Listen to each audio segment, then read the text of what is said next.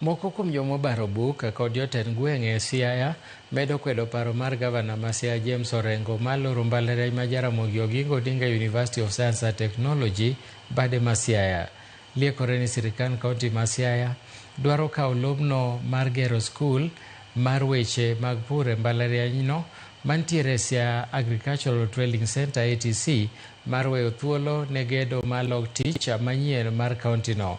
Kotelnegi kod jakom machon mar board manotelo ne gedo mar bad mbalarianyno Ngire Paul Wao Achola, jotelogo wacho ni mwandu mathoth mag piny owacho osedhi e gedono kendo ok ode dwaro mar lore. Achola wacho ni obok makamago madwaro loro mbalarianyno osechiwo ayanga ne duol mar Commission on University Education.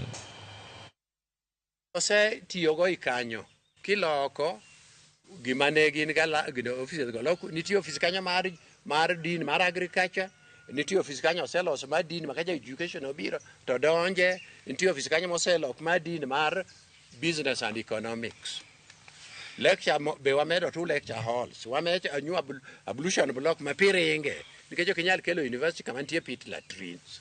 So money osetiyogo i campus no, osetiyogo e TC kanyo in readiness mondo gino bed university college. Kidhi bikao university binego to kirango university ni puonjonwa nyithindo bedo joma chieng' no bed joma tayo piny higni mabiro.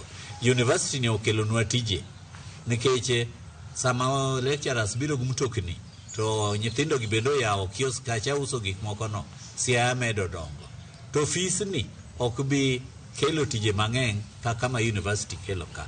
Yemomiyo wan kaka jalego wawacho kendo wanuoyo motegno ni gavana kik tem, to kopo notemo to kik otemwa.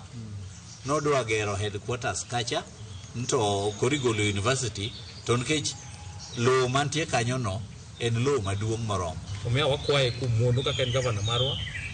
We are supporting him in other ways, but for this to a differ.